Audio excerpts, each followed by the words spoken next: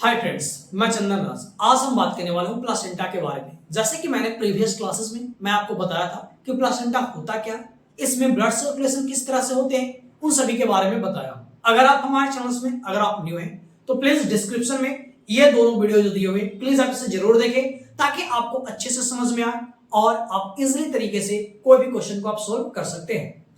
तो आज जो हम बात करने वाले हैं कि जो अर्ली प्रेगनेंसी में जो प्लासेंटा होता है वो किस तरह से होते हैं, उनके लेयर कितने होते हैं, उन सभी के बारे में बात करेंगे। प्लस बैरियर कौन कौन चीज क्रॉस करते हैं, कौन कौन चीज नहीं क्रॉस कर पाते हैं, उनके बारे में बात करेंगे। न्यूट्रिटिव फैक्टर यानी कौन कौन से न्यूट्रिशन देते हैं इसके द्वारा, इन सभी चीज के बारे में आज हम बात करेंगे। तो चलिए फ्रेंड्स, बिना देर के स्टार्ट करते हैं। आई होप आपको अच्छे से समझ में आएंगे। आप लास्ट तक देखें और इस वीडियो को समझ में आने के बाद में ज्यादा से ज्यादा शेयर करें और लाइक करना ना भूलें। बात करते हैं कि जो अर्ली प्रेगनेंसी में जो प्लासेंटा होता है उसमें 5 स्ट्रक्चर देखने को मिलता है। एक को बोलते हैं syncytiotrophoblast, cytotrophoblast, basement membrane, stromal tissue and the endothelium of the foetal capillary wall. जो आप सबसे ऊपर में देख रहे हैं क्या है, मैटरनल वॉल है। इसको जो आप देख रहे हैं इसको क्या बोलते हैं हम लोग, इस चीज को जो गोल गोल सर्कुलर इसको बोलते हैं साइटोट्रोफोब्लास्ट बोलते हैं। ये जो ग्रीन कलर में आपको दिखाया गया इसको क्या बोलते हैं, सेंसियो ट्रोफोब्लास्ट के नाम से जानते हैं। ये आपका जो क्या है, ये बेसमेंट प्लासेंटल बैरियर है। ये जो आपको ब्लू से ये ग्रीन आपको दिखाएगा डार्क कलर में, ये क्या है, प्लासेंटल बैरियर है। ये बीच में जो लाइनिंग है इसको क्या बोलते हैं, बेसमेंट बोलते हैं। ये नीचे क्या फीटल ब्लड है और ऊपर में क्या आपको दिखाए थे, मैटरनल ब्लड दिखाए थे। ये आपका क्या है, इंडोथेलियम, बेसमेंट मेम्ब्रेन है। तो इसमें जो मेन याद करने वाले कि इट इज अबाउट, इसका जो थिकनेस होता है 0.025 mm थिक होते हैं। इसका जो नियर टर्म अगर बोले कि वास्कुलर सेंसिटिवली मेम्ब्रेन होते हैं, आगे में चेंजिंग होते जाते हैं। जब बात करते हैं थीन के बारे में, जो थीन होते हैं अल्फा जोन, ये क्या करते हैं, गैस एक्सचेंज में हेल्प करते हैं। याद करने वाली चीज है, आपको पूछे जाते हैं कि गैस एक्सचेंज में कौन सा हेल्प करते हैं, तो जो थीन अल्फा जोन होते हैं वो क्या करते हैं, गैस एक्सचेंज में हेल्प करते हैं। सेकंड बात करती हैं, जो थिक बीटा जोन होते हैं वो क्या करते हैं, जो टर्मिनल विलाई होते हैं वो हार्मोन सिंथेसिस करने का काम करता है। ये जो थिकनेस है वो क्या होता है, इंक्रीज करते हैं जब मदर आईयूजिया के टाइम में, या फिर जो मदर है वो सीक्रेट स्मोकर है। इन केसेज में क्या होंगे, जो मदर के जो मेम्ब्रेन है, जो विलस है, उसका क्या होगा, थिकनेस आपको हाई देखने को मिलेगी। जैसे यहां पर जो थिकनेस होते हैं कितने होते हैं, नॉर्मल 0.025 होते हैं। कि जो प्लासेंटा है जो अर्ली टाइम में यहां पे डिफरेंट स्ट्रक्चर जैसे सेंसियोट्रोफोब्लास्ट होते हैं, साइटोट्रोफोब्लास्ट होते हैं, बेसमेंट मेम्ब्रेन पाए जाते हैं, स्ट्रोमल टिश्यूज होते हैं, endothelium of fetal capillary wall होते हैं। ये जो आप सबसे नीचे में देख रहे हैं ये क्या है, फीटल ब्लड है। सबसे ऊपर में मैं दिखाया क्या है, मैटरनल ब्लड है। ये आपका जो ब्लू कलर से आपको दिखाया गया इसको क्या बोलते हैं, साइटोट्रोफोब्लास्ट बोलते हैं। ये जो ग्रीन कलर में है इसको क्या बोलते हैं, सेंसिटियोट्रोफोब्लास्ट बोलते हैं। और ये जो दोनों देख रहे हैं इसको क्या बोलते हैं, प्लासेंटल बैरियर बोलते हैं। और ये जो आपका बीच में ये जो डार्क कलर का दिखाया जा रहा है इसको क्या बोलते हैं, बेसमेंट बोलते हैं। और ये जो आपका है या इंडोथेलियम बेसमेंट मेम्ब्रेन है। मैंने बताया कि जो नियर द टर्म में जो वैस्कुलर सेंसिटिवली मेम्ब्रेन है ये देखने को मिलता है। अब इसका जो थिकनेस होता है मेम्ब्रेन का कितना, 0.025 mm थिक होते हैं। इसमें जो याद करने वाली बात थी, जो थिन अल्फा जोन होते हैं वो क्या करते हैं, गैस का एक्सचेंज करवाते हैं। लास्ट में मैंने बात किया जो थिक होते हैं उस बीटा जोन वो क्या करते हैं, हार्मोन सिंथेसिस में हेल्प करते हैं। और मैंने लास्टली बताया कि इसका जो विलस का जो थिकनेस है वो इंक्रीज करने लगता है अगर मदर सीक्रेट स्मोकर है तब। और नेक्स्ट, अभी तक में हम लोग 3 प्रकार के सेल के बारे में पढ़े होंगे। एक हाइलस सेल होते हैं जो कि ओवरी में पाए जाते हैं, एक पेगस सेल होते हैं जो कि फ्लोपियन ट्यूब में पाए जाते हैं, और जो अभी पढ़ने वाले हैं हॉफवर्थ सेल के बारे में जो कि किसमें, प्लासेंटा में। तो चलिए इसके बारे में जानते हैं कि जो हॉफवर्थ सेल है यह इसका फंक्शन क्या है, जिसके बारे में जानते हैं। यहां पर आपको दिखाएगा जो हॉफवर्थ सेल है या फाइगोसाइट्स की तरह फीटल रीजन में यह वर्क करता है। ये जो रॉन्ड सेल है that are capable for the phagocytosis and can trap the maternal antibody across through the placenta. बोला गया कि आप फाइगोसाइट्स की तरह ये काम करता है, यानी कोई भी माइक्रोब्स वगैरह उसको खत्म करने का काम करता है। और जो एंटीबॉडीज जो क्रॉस करता है मैटरनल एंटीबॉडीज उसको पकड़ने का काम करता है, उसको ट्रैक करने का काम करता है और आगे की ओर मूवमेंट होने नहीं देता है। ये क्या है? आपका हार्बर सेल का काम है। हार्बर सेल कैसा काम करता है? फाइगोसाइटोसिस की तरह काम करता है और जो एंटीबॉडी मदर की तरफ से बेबी के फीटल की तरफ जो बढ़ते हुए रहता है उसको ट्रैप करने का काम करता है, उससे रोकने का काम करता है। और कुछ स्ट्रक्चर बच गए थे प्लासेंटा में, उन सभी के बारे में आज हम बात करेंगे। फिर उसके बाद हार्मोन्स के बारे में बात करेंगे और कुछ बैरियर्स हैं उन सभी के बारे में भी जानेंगे। तो सबसे पहले बात करते हैं स्टेम विलाई के बारे में कि arise from the chorionic plate. ये कहां से एराइज होते हैं? कोरियोनिक प्लेट से एराइज होते हैं और extended to the basal plate. और ये कहां तक? एक्सटेंडेड बसल प्लेट तक ये जाते हैं विद द प्रोग्रेसिव, ये लगातार डेवलपमेंट होते हुए ये होते हैं। जैसे प्राइमरी से सेकेंडरी, सेकेंडरी से टर्शियरी विलाई का फॉर्मेशन होते हैं। जैसे ये क्या है? आपका यूट्रस है, यूट्रस है तो ये आपका क्या है? ये आपका बेसल प्लेट है और ये क्या है? आपका कोरियोन्स है। अब यहां से क्या हुआ? ऊपर की ओर से बढ़ते हुए जाता है प्राइमरी, फिर क्या जाता है? प्राइमरी के बाद में सेकेंडरी, फिर उसके बाद में क्या आता है? टर्शियरी। ये क्या आता है? हाईली मस्कुलर या होते हैं। तो इस तरह से ये डेवलप करते हैं।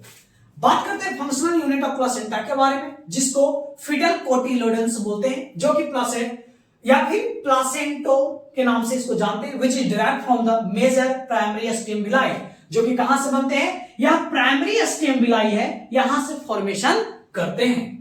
द फंक्शनल सब unit is called the lobules. जो फंक्शनल सब यूनिट होते हैं उसको क्या बोलते हैं? लोब्यूल्स बोलते हैं। और ये कहां से होते हैं? जो टर्शियरी जो आप देख रहे हैं यहां से डिराइव्ड होते हैं। टर्शियरी से आपका कोटिलोडेंस का फॉर्मेशन होते हैं, जो कि फंक्शनल सब यूनिट उसको क्या होते हैं? लोब्यूल्स बोलते हैं। या कहां होता है?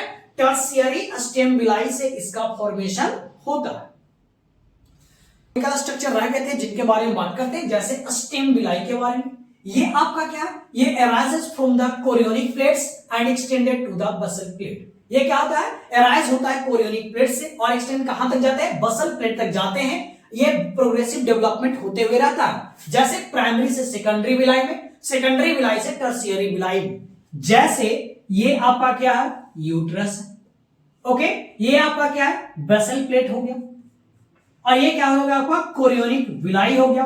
अब यहां से क्या हुआ? ये प्रोग्रेसिवली ग्रो करते रहता है। ये प्राइमरी हो गया, ये क्या हो गया? सेकेंडरी विलस हो गया और ये क्या हो गया? आपका टर्शियरी हो गया। ये हाईली मस्कुलर होते हैं, कोई दिक्कत? बात करते हैं जो फंक्शनल यूनिट होता है प्लासेंटा का, उसको हम लोग फीटल कोटिलोडेंस बोलते हैं। क्या बोलते हैं? फीटल कोटिलोडेंस बोलते हैं या फिर प्लासेंटोन के नाम से जानते हैं, which is derived from the major primary stem villus. जो प्राइमरी स्टेम विलस है यहां से डिराइव्ड होते हैं। पूछेगा कि where is the primary villus is where is the cotyledons is derived. कहां से कोटिलेडन्स होते हैं? जो डिराइव्ड होते हैं तो कहां से होता है? प्राइमरी स्टेम विलाई से डिराइव्ड होते हैं। सेकंड बात करते हैं फंक्शनल सब यूनिट कॉल्ड द लोब्यूल्स। जो फंक्शनल सब यूनिट होते हैं उसको क्या बोलते हैं? लोब्यूल्स के नाम से जानते हैं। ये आपका टर्शियरी विलाई से क्या होते हैं? आपका यह डिराइव्ड होते हैं, वहां से फॉर्मेशन होते हैं।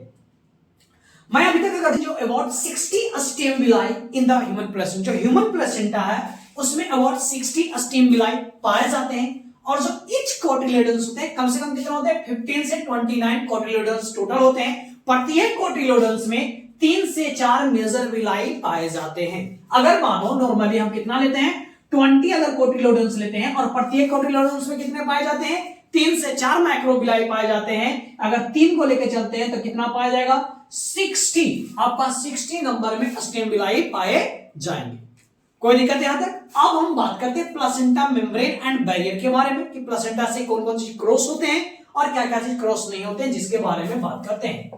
सबसे पहला बात करते हैं हार्मोन्स के बारे में कि जो इंसुलिन है, स्टेरॉइड है जो कि एड्रेनल से निकलते हैं, और थायराइड या फिर क्रॉनिक गोनाडोट्रोफिन से, या फिर प्लासेंटा लैक्टोजेन है जो कि प्लासेंटा से बहुत ही स्लो रेट में क्रॉस करते हैं, यानी ना के बराबर। बात करते हैं neither parathyroid and nor the calcitonin cross the placenta. नहीं पैराथायराइड ये क्रॉस करते हैं और नहीं कैल्सिटोनिन है वो क्रॉस करते हैं प्लासेंटा से। जो पैराथायरॉइड ग्लैंड के द्वारा पैराथायरॉइड निकलते हैं, ये क्या करता है, कैल्शियम लेवल को इंक्रीज करने का काम करता है।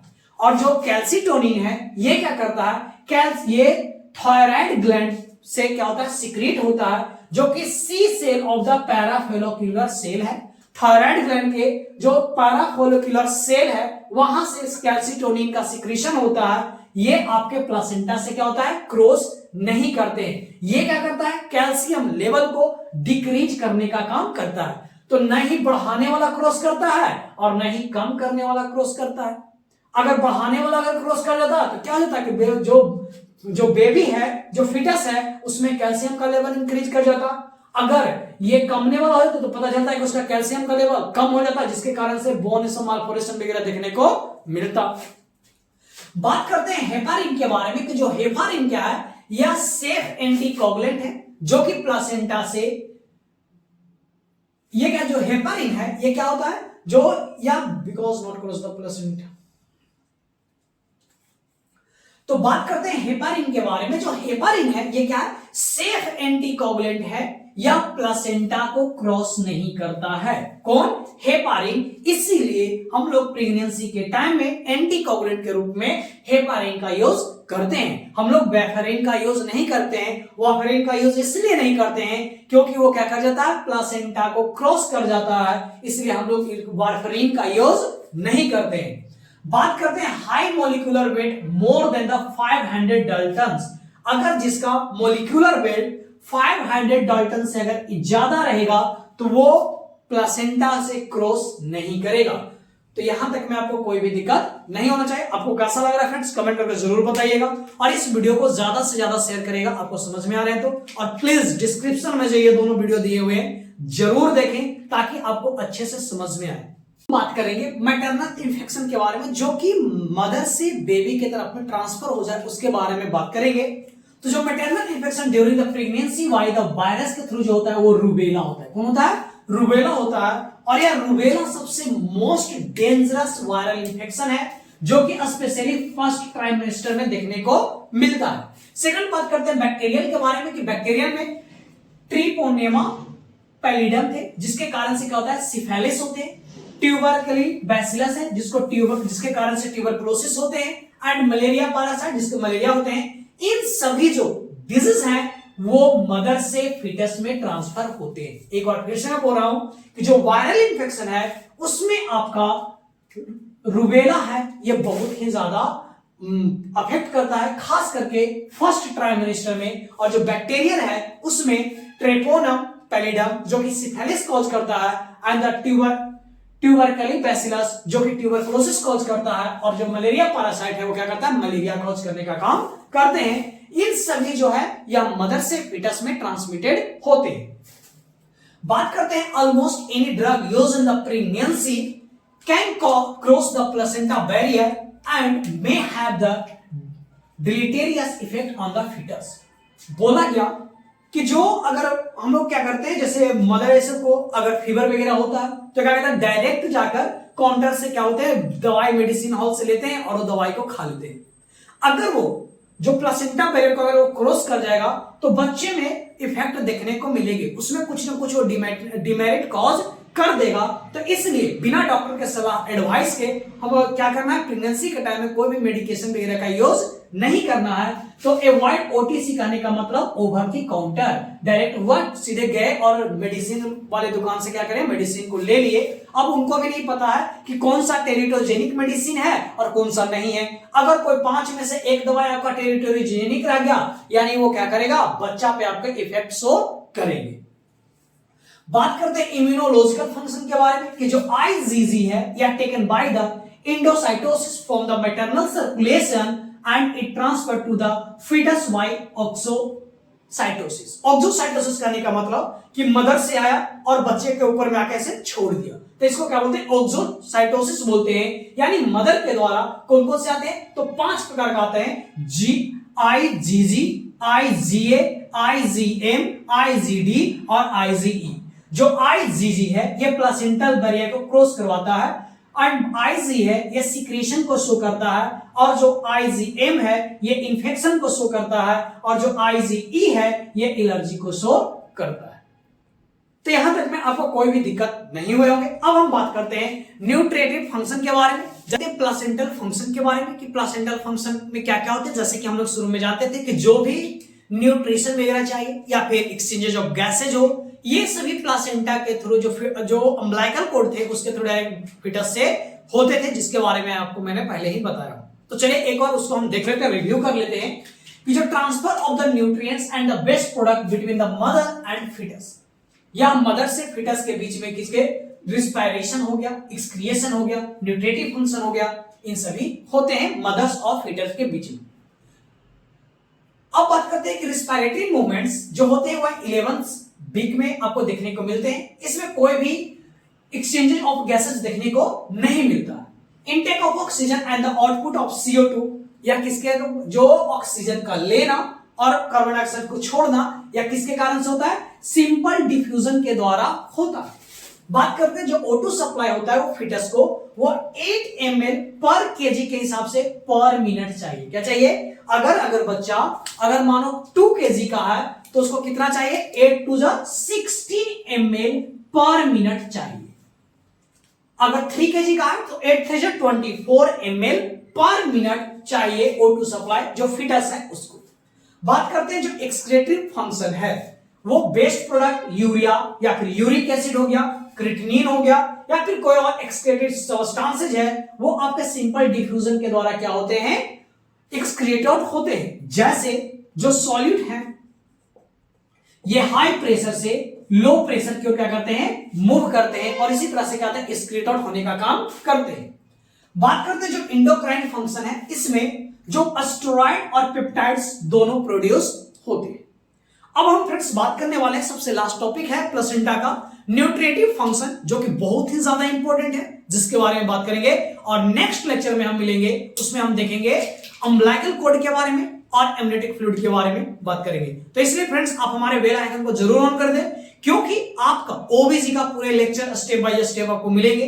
प्लीज आप देखते जाएं, और बहुत सारे प्लेलिस्ट बने हुए, उन सभी जगह पे आपको अदर सब्जेक्ट के आपको लेक्चर मिल जाएंगे, जैसे ऑन्कोलॉजी हो गए, फार्माकोलॉजी हो गए एंड मैनेजमेंट हो गए, इन सभी का आपको लेक्चर मिलेंगे। So please friends support medical nursing अड्डा, इसे ज्यादा से ज्यादा शेयर करो और सब्सक्राइब करना हमारे चैनल को नहीं भूलें। तो अब हम बात करते हैं न्यूट्रिटिव फंक्शन के बारे में। तो सबसे पहले जानते हैं कि ग्लूकोज या क्या है, प्लेसेंटा से फीटस की ओर जाते हैं। आपका बात करते हैं लिपिड्स के बारे में। लिपिड्स क्या है, ये भी प्लेसेंटा से फीटस की ओर जाते हैं। अमीनो एसिड ये भी प्लेसेंटा से फीटस की ओर। सोडियम ये भी इलेक्ट्रोलाइट्स है, सिंपल इलेक्ट्रोलाइट, ये भी कैसा प्लेसेंटा से फीटस की ओर। कैल्शियम ये सभी है क्या है, प्लेसेंटा से फीटस की ओर जाते हैं, ये भी प्लेसेंटा से फीटस की ओर मूव करते हैं। बात करते हैं सबसे पहले ग्लूकोज के बारे में। ये क्या करता है, फैसिलिटेट डिफ्यूजन के द्वारा जाते हैं। बात करते हैं लिपिड्स के बारे में कि जो लिपिड्स यानी कोई भी अगर लिपोफिलिक ड्रग्स अगर भी रहेंगे वो क्या करेंगे, प्लेसेंटा को क्रॉस कर जाएंगे। ये क्या होता है, डायरेक्ट ट्रांसपोर्ट के द्वारा होता है। तो आप जो फैट सोल्यूबल विटामिन कहने का मतलब, वैसे विटामिन जो फैट में सोल्यूबल होता है उसको क्या बोलते हैं, फैट सोल्यूबल विटामिन बोलते हैं। ये भी क्या होता है, डायरेक्टली ट्रांसपोर्टेड होते हैं। इसलिए फैट सोल्यूबल विटामिन को आप क्या करिए, लिपिड्स के साथ में ही लिख लीजिए। ये दोनों क्या है, डायरेक्ट आपको ट्रांसपोर्ट चले जाते हैं, ट्रांसपोर्टेड हो जाते हैं। अब बात करते हैं second amino acid. Amino acid कहने का मतलब क्या हुआ, प्रोटीन। तो प्रोटीन है, ये कैसे जाता है, अगर प्रोटीन है तो इसको ले जाने के लिए एनर्जी की जरूरत पड़ते हैं, एनर्जी की जरूरत पड़ते हैं। तो एनर्जी को जिसमें ट्रांसपोर्ट करने में जरूरत पड़ता है उसको हम बोलते हैं एक्टिव ट्रांसपोर्ट मैकेनिज्म बोलते हैं। क्या बोलते हैं, एक्टिव ट्रांसपोर्ट मैकेनिज्म। तो जो आपका कैल्शियम है, फास्फोरस है, आयरन है, यानी कैल्शियम, फास्फोरस, आयरन एंड आपका वाटर सोल्यूबल विटामिन, इन सभी को क्या कर दो, आप लोग एक जगह पे अमीनो एसिड के साथ में लेके आओ। ये सभी क्या एक्टिव ट्रांसपोर्ट के द्वारा या फीटस प्लेसेंटा से फीटस की ओर जाने का काम करते हैं। बजाय सोडियम, पोटेशियम एंड क्लोराइड के बारे में, ये क्या करता है, प्लेसेंटा से फीटस की ओर सिंपल डिफ्यूजन के द्वारा जाते हैं। ये क्या है, सिंपल इलेक्ट्रोलाइट्स है जो कि सिंपल डिफ्यूजन के द्वारा जाते हैं। एक बार मैं फिर से बता रहा हूं कि जो आपका ग्लूकोज है, ग्लूकोज यानी मीठा, तो ये है फैसिलिटेटेड डिफ्यूजन के द्वारा जाते हैं। ग्लूकोज कैसा होता है, मीठा। फ्रूट्स कैसे होते हैं, मीठा होते हैं। यानी उससे याद रखिए कि फैसिलिटेटेड डिफ्यूजन के द्वारा प्लेसेंटा से फीटस में जाता है। बात की लिपिड्स क्या है या प्रोटीन है, तो ये कैसे जाता है, डायरेक्ट ट्रांसपोर्टेड होकर जाते हैं, यानी जो वाटर फैट सोल्यूबल विटामिन है ये भी इसी में आ जाएगा, यानी लिपिड्स और फैट सोल्यूबल विटामिन दोनों डायरेक्ट ट्रांसपोर्टेड होते हैं। बात की अमीनो एसिड के बारे में, जो कि प्रोटीन है, इसको ले जाने के लिए एनर्जी की जरूरत पड़ता है, तो इसको एक्टिव ट्रांसपोर्ट मैकेनिज्म के द्वारा जाता है। तो इसलिए जो कैल्शियम है, फास्फोरस है, आयरन है, इन सभी मिनरल्स को भी किसमें कर दिए, अमीनो एसिड वाले में, ताकि आपको याद करने में इजी हो, जो भी किसके द्वारा होता है, एक्टिव ट्रांसपोर्ट के द्वारा जाते हैं। लास्ट वन बात की सोडियम पोटेशियम क्लोराइड के बारे में, ये क्या है, सिंपल इलेक्ट्रोलाइट्स है। तो सिंपल इलेक्ट्रोलाइट किसके द्वारा जा रहा है, सिंपल डिफ्यूजन के द्वारा प्लेसेंटा से फीटस की ओर मूवमेंट कर रहे हैं। तो फ्रेंड्स इस तरह से मैंने बात किया न्यूट्रिटिव फंक्शन के बारे में, आपको कैसा लगा कमेंट करके जरूर बताइएगा। और नेक्स्ट लेक्चर जल्द ही आने वाले हैं अम्बिलिकल कॉर्ड के बारे में और एमनियोटिक फ्लूइड के बारे में, इन सभी के बारे में जानेंगे। तो प्लीज बेल आइकन को ऑन करना ना भूलें, हमारे चैनल को सब्सक्राइब करें और प्लीज फ्रेंड्स सपोर्ट मेडिकल 2.0